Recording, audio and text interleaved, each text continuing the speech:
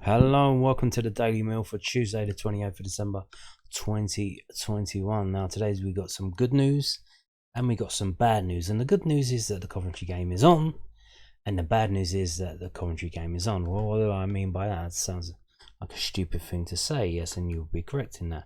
Well, the good news thing is that the Coventry game is on. The bad news is it's on, but we've only got 14 players, and 2 of those are goalkeepers.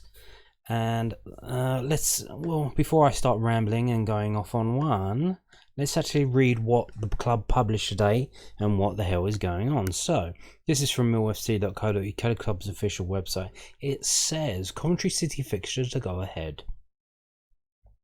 Millwall Football Club can confirm that its Sky Bet Championship match awaits Coventry City this Wednesday, the 29th of December, kick-off 7:45 p.m. will go ahead as scheduled, subject to any further positive COVID-19 test results. The Lions' last 2 matches have been postponed following a significant outbreak of COVID-19 within the playing squad and amongst the support staff. Several of those who tested positive are currently either still isolating or unable to train fully in accordance with EFL's return to play protocols. However, the club now has 14 eligible players, including 2 goalkeepers, which meets the league's criteria for fixture fulfillment. The squad of 14 for Wednesday's match includes players who are yet to return to full training with the team, having been symptomatic and therefore isolating for 10 days. Under the protocols, however, they are deemed available on match day and are therefore counted towards the 14. Having considered such factors, and with the health, safety and fitness of its players the primary concern, the club had requested a postponement which was not accepted by the EFL. The club understands the inconvenience caused by fixture postponements, most importantly for supporters, and especially at this time of year when travel is particularly challenging. The patience and understanding of Millwall fans following the 2 recent postponements has been greatly appreciated by all at the club. Those eligible to play look forward to returning to action in front of the travelling Lions supporters on Wednesday night. So 2 big takeaways from here. The club tried to get the game postponed. They went to the EFL and said, please, can you cancel this game? We do have 14 players, but 2 of them are goalkeepers. We don't want to play this game. And the EFL told them no. And the reason why they tried to get the game off is they have players who are back, but they want training because they had symptoms. So they had probably a runny nose, they had flu-like symptoms, maybe a bit of a cough, I don't know. So they're not going to be in the best of health to come and play a football game, especially if they haven't been training for 10 days. Maybe they were in bed for a couple of days and then they felt well enough to get out of bed. But damn. And so what are they talking about? Protocols. So the protocols, here we go. This is from 16th of December 2021. This last week, 13 days ago. This was the EFL statement when this was all kicking off. And these are the protocols as we go down here. So in the wake of recent EFL fixture postponements due to COVID-19 cases at clubs, the EFL has provided guidance on non-fulfillment of fixtures, confirming that clubs will be expected to play where it has 14 players, including a goalkeeper. So it's not what Millwall said, 14 and 2 goalkeepers. If you have 14 players available and one of them needs to be a goalkeeper, the game should go on. That is it. And they even then say, if you don't have that, but under 21 players not on that squad list, but have played in 1 league match, then go towards your eligible players. Now, currently, we don't have any of that. I don't know if that's just this season or of all time. If they played in 1 league match of all time, we don't have any players like that at the club at the moment.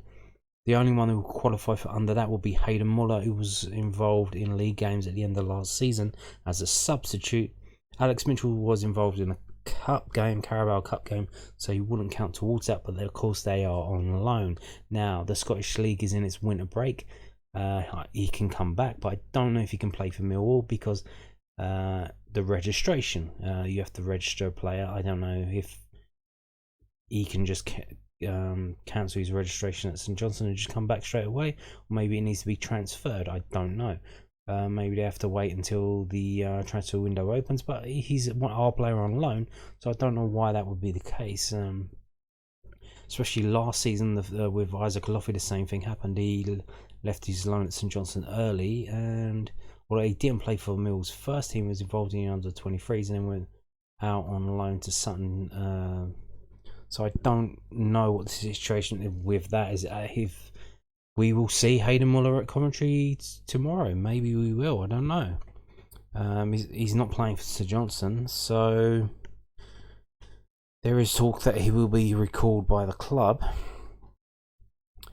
But yeah, so any other contracted player not on the squad list, but otherwise would have been eligible to play, that counts towards your players. So Mill are telling us they have 14 players available, including 2 goalkeepers. But what the EFL is saying, you need to have 1 goalkeeper, 10 outfield players to start, and 3 substitutes. So Millwall are saying they have 2 goalkeepers, so 1 to start, 1 on the bench, 10 outfield players, and then 2 outfield substitutes. That's what they're saying what they have available under the situation as it is laid out there in terms of players who can come back after clearing COVID positive tests and symptoms and whatnot. So what has that done? What kind of side will we see tomorrow night? Will we see now? So if Millwall are saying they only have 2 outfield players to put on the bench, will we see some under 23 players on the bench? We should do. Someone, a manager who, I was going to say something rude then, but let's just say a manager who isn't trying to make a point would put some kids on the bench, even if it's just to come on as fresh pair of legs at the end of the game when we're probably already going to be losing. Because as soon as this news broke in the afternoon, you can see it's been viewed by a lot of people. 6,665 views there. That is a lot for a Millwall article on its own website. The odds on Millwall winning that game are now around about 4-1, and Coventry's odds just came right in. And if you remember last season, they whacked a 6-1. But so what team are we going to see? Will we have to see a formation change? Because will we see players playing out of positions that they're normally playing? Will we see under 23s on the bench? I hope we do, but I think Rao is the type of guy that he won't do that. I think he'll the type of guy to cut his nose off to spite his face. I think he knows we're going to get absolutely battered, and he'll put the 2 outfield players and the substitute on the bench to try and make everyone aware of what the reason is. Oh, we don't have the players. That's why we lost 4-1, 5-1, 6-1, 7-1. You pick 6-0, whatever you think it's going to be, and he can point to that. And another thing to consider, so we have a game in 4 days. Now it looks like we've actually got players coming back from the COVID situation, but we do have this game here. Bristol City away on Sunday, the 2nd of January. That is 4 days away. Or 5 days away, but 4 days after the Coventry game. So it should be fine by then. But if this not, and they're still trying, if they're going to try again and get that game postponed, if they put under 23s, if Gary Hart puts under 23s on the bench, and then they try and get the Bristol City game postponed, the EFL are going to say, well, hang on, you had these players, you put them on the bench, they were right to be on the bench for the Coventry game. You can put them on the bench for the Bristol City game. There's no reason why not. So don't come to us and ask to have the game postponed. When you got these players that you used in that game, you can use them in the other game. So that's why I believe he's going to have a squad of 14, and that is going to be it. And he's going to point to that and say, this is why we got absolutely bad. Don't blame me. And I think that will be poor management, to be honest with you. I think there'll be absolutely poor management. Yeah, that's not the way. That is not the way. You put the kids on the bench, you bring them in, you tell them what's likely to happen, what's expected to happen, what you want them to do. Whatever that's just sit down, shut up, don't be annoying. Just if you come on, don't be a hero. Do the basic stuff. Do what I tell you to do. Just tell them your football career is not going to hinge on this, so you don't need to do anything here. Just do the basics and help us get through this game. Especially if you're going to bring them on as a sub at the end of the game, just to see it out. So, but I think he's going to go with the 14, and I think that's going to be a big mistake. Yeah, but we will see. We'll find out at 6:45 what the team will be. Especially why I think that's going to be a big mistake. You can see here. So they've got players coming back who had symptoms and haven't trained. So if you're going to put them in, if you're going to play them, and they're not fit, they're coming back from a sickness. You need to have someone on the bench that you can bring on in case they collapse. They just completely and utterly fall apart physically. I mean, you can't just leave them hanging there. Seriously, you need to have a pair of legs. There are players in the under 23s who can come on and just do the basics of running, pressing, passing, tackling, closing down. And Nana Boateng, Jaden Davis, Sean O'Brien. Yeah, so we will see. Now,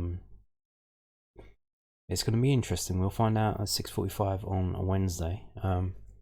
Now, another strange thing about this. So a lot of fans were saying, well, because of the situation where we had 2 games cancelled, this game was going to be cancelled. Millwall tried to get it cancelled. Surely you should make it pay on a day. And you know what? They listened and they did. Now, I don't know. I assume that's coming from Millwall speaking to Coventry. But there's... I don't know what the situation is. I know there's... the clubs speak to each other and they say, we're only going to sell tickets to our season ticket holders and members to control the naughty boys of Millwall supporters. So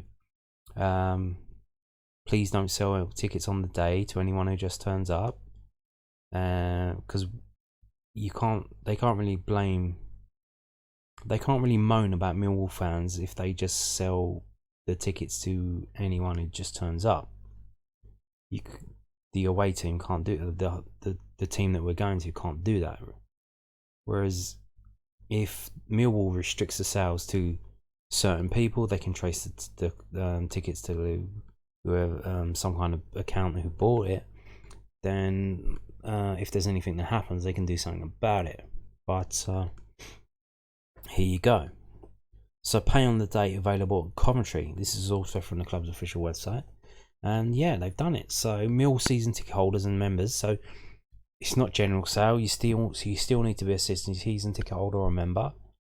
Will be available to pay on the day for Wednesday's Sky Bet Championship fixture against Coventry City, but must show their 21-22 season ticket or membership card in order to complete the purchase and gain access to the stadium. Tickets are priced at £20 adults, 15 over 8, 60s, £15 for 18 to 21. And under 12 tickets need to be purchased with an adult senior ticket. But under 18s are £10. So okay. So if you're 13 or over, you can go to this game on your own. You don't need to go with an adult. Yeah, I suppose you're in secondary school. Why not? Supporters are reminded of the need to produce a COVID-19 vaccination pass or a negative lateral flow test to enter the stadium on Wednesday night. Indeed, that's the reason why I said, well, if it's pay on a day, you still need to do some kind of planning. Now, of course, if you've been double vaccinated, you just need to have the pass on your phone, which you probably already do have if you want to do anything. So, because that's probably the reason why you did that, to get that pass. So then it'll make your life easier, won't it? But if you don't have that, you need to get a negative test, which needs to be done in advance. So that's kind of negates the purpose of paying on a day and just waking up and deciding, you know what, let's go to Coventry today. Why not? But you can do that if you're a member or season ticket holder. You need your card. So if you got a membership for Christmas or whatever, or you decided to buy one for the Crystal Palace games, you could buy tickets for that, and your card hasn't arrived yet, tough fucking shit. You're out of luck. I guess because you need the card, and you're going to be shown to a Coventry City officials. Not going to know the situation with you and your card that's in the post. But there you go then. But a weird thing about this game is, even though it's a midweek game, and midweek games are available to watch on iFollow if you're in the UK,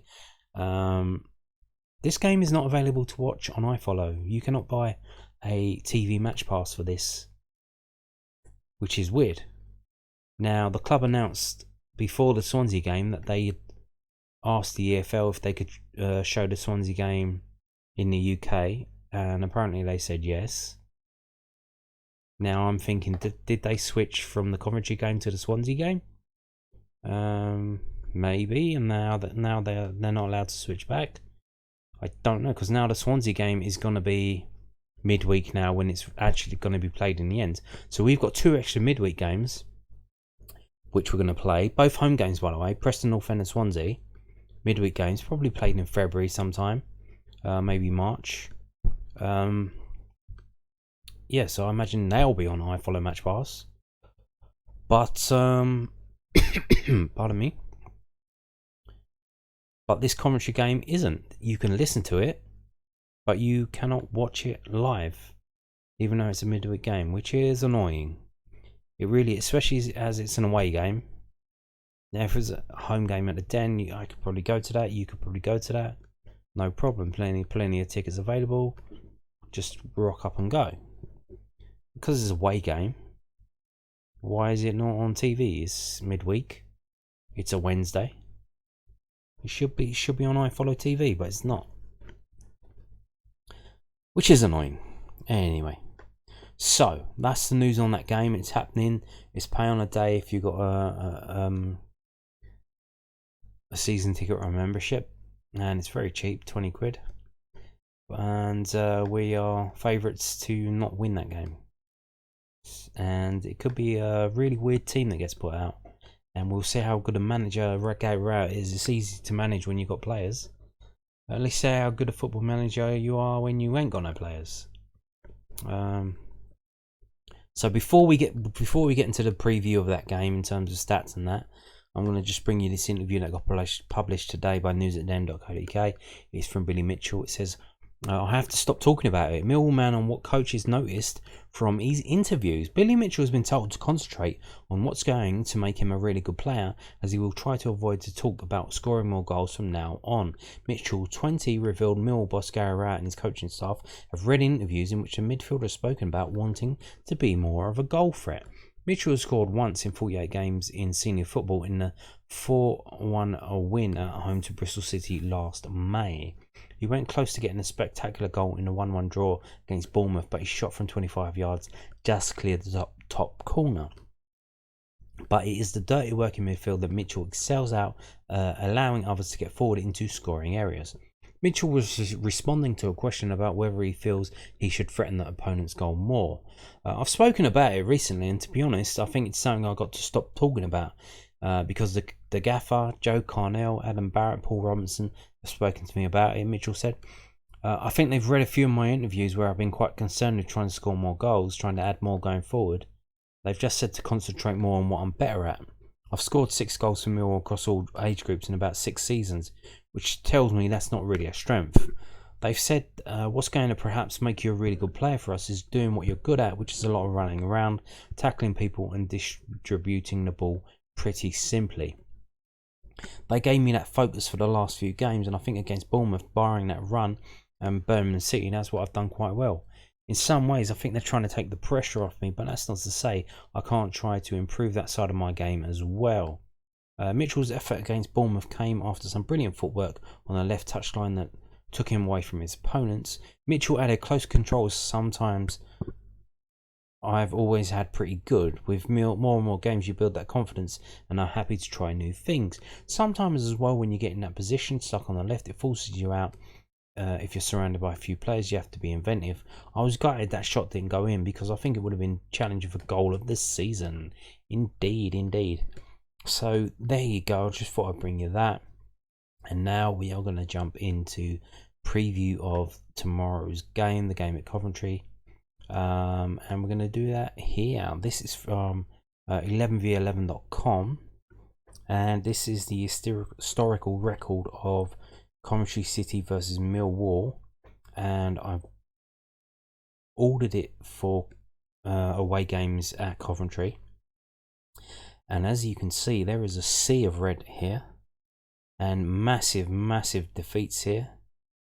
We got a 5-1 in 1934, 5-0 the season after, 4-0 defeat, 4-1 defeat, 4-1 defeat in 1955. Another 5-1 defeat in 1955, and that one is quite close to the date that we're going to be playing tomorrow, 27th of December. We don't really play them that much in December, but 5-1 we lost that game. Now, is that going to be pretty? Is that going to be similar to the score we're going to get tomorrow? Maybe not. I don't know. Seems that way though, doesn't it? But you can see here in 6 defeats in a row, and then you go in terms of a couple of draws there, 1 in the full members cup, but games without a win. You got the 6 defeats in a row from here to here, and then you got 2 draws and a defeat, so that's 9 games without a win away at Coventry. That's quite bad, isn't it? It's quite bad. It's not a happy ground to go and see Millwall play in the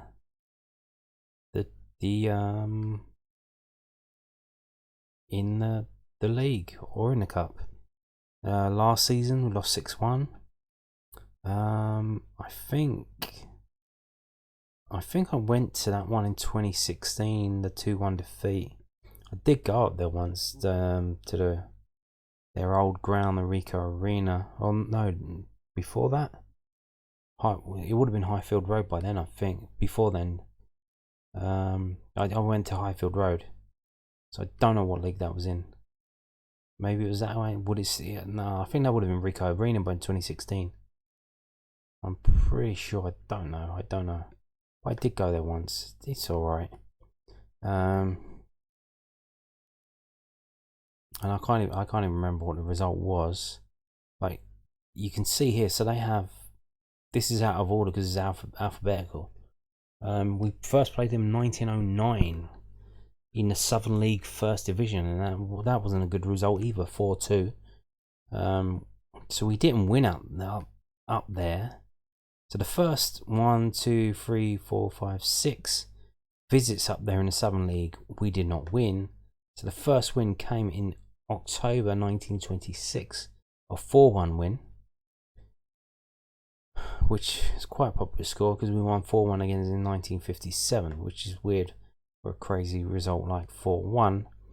But this is a game of crazy results. Usually to them, we've got the 6-1, we've got 4-1s, 5-1s, 4-0s, 5-0s. And it looks like we're going to see a repeat of that tomorrow with our patchwork team getting sent out there. Although that scoreline happened last season, can lightning strike twice in a row? Well, yes, because we have it up here. 1955, 2 games in a row, 4-1, 5-1. We have it again here, 1934, 1935, 5-1, 5-0. So there's no reason why we can't see another fucked up result for us away at Coventry City, seeing as we had one last season as well. So there you go. And it seems what wins it for us is a defence. Last win there was in League One 2017, 2-0 win. Before that, a 1-0 win. Before that, a 1-0 win. Before that, 3-2. So just nick that one. But before that, a 1-0 win. So we keep a clean sheet up there. We're pretty much maybe going to win that game. If we don't, it could be very bad for us. And you got to think, with players just come back from injury, both teams have had a 3-week break. They've been healthy and happy. We haven't. If they play a high pressing game, a lot of energy, especially if Rao doesn't have legs on the bench to bring on, I can see it's getting bad. But what do the stats say? So let's have a look now. So these are the last 6 games away at Coventry. You can see we've had 2 players sent off in 2 different games, which quite remarkably were on the same date, 16th of April 2011-2016. It's kind of weird. Players sent off for Millwall.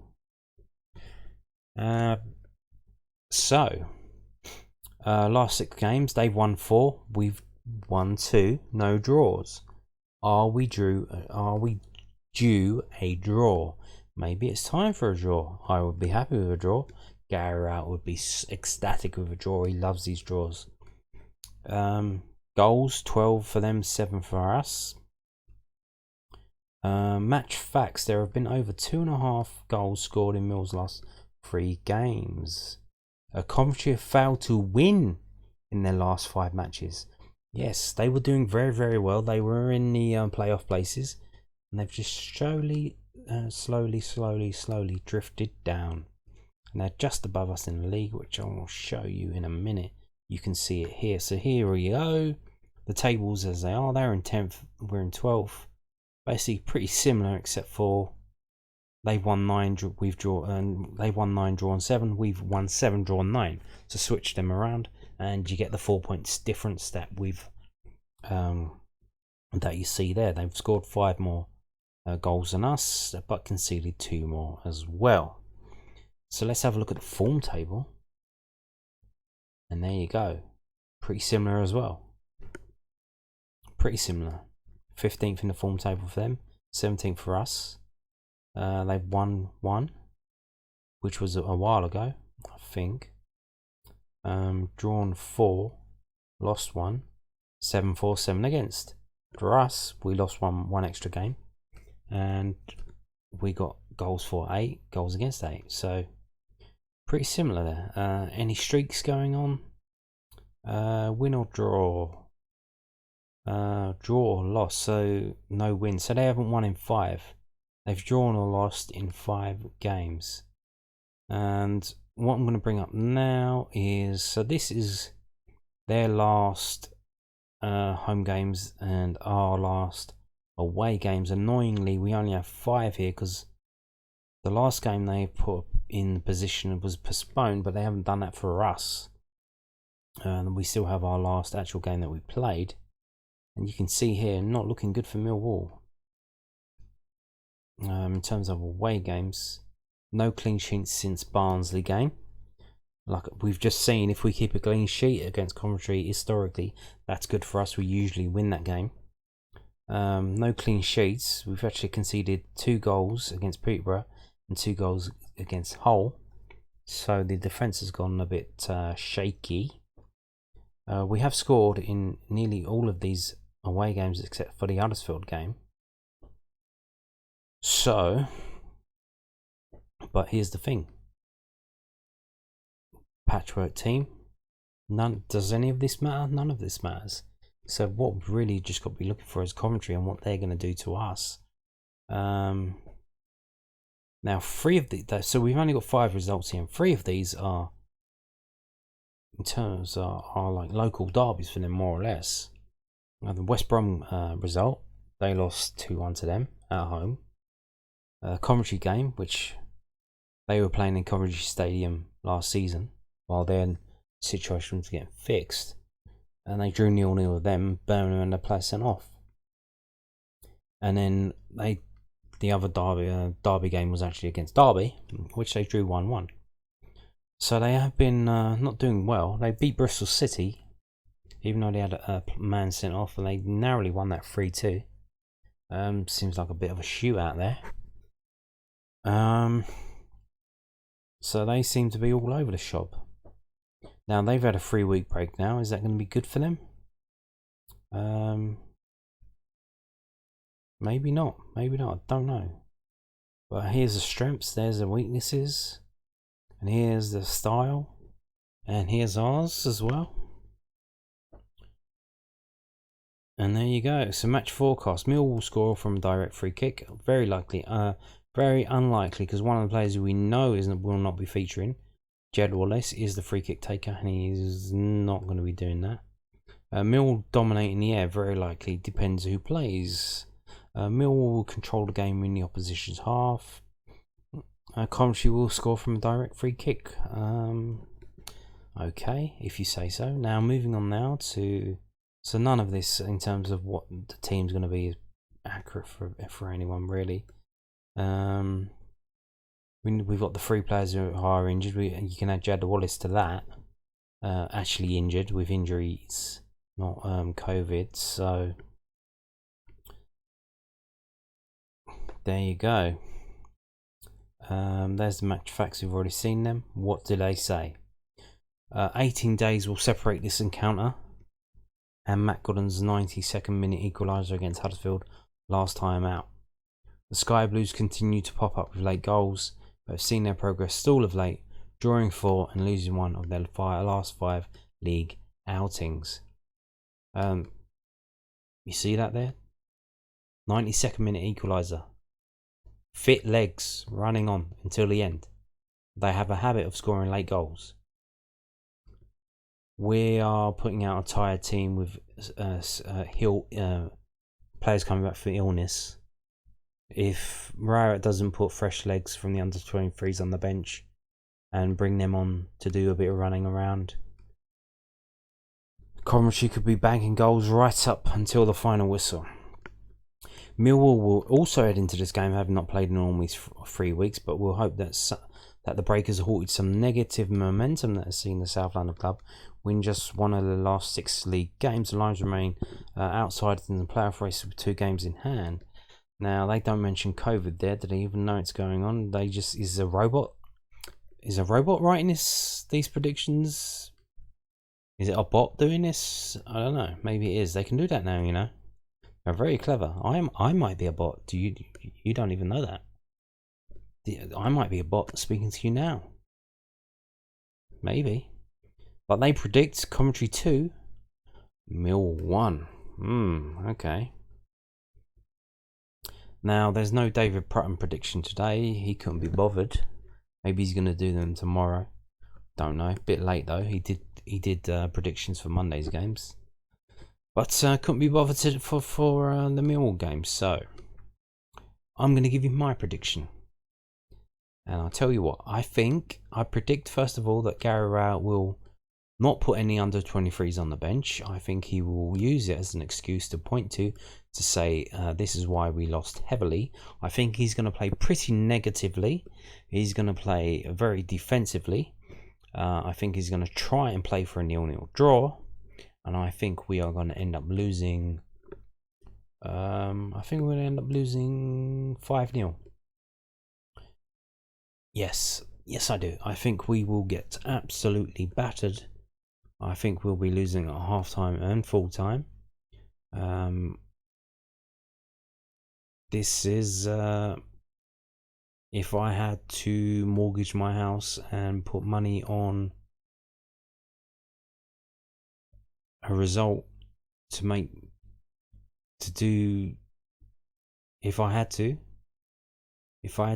get all my life savings together, put it all on one result that I was absolutely 100% sure of, it will be Coventry to win this game. There's no doubt in my mind that Coventry will be winning this game.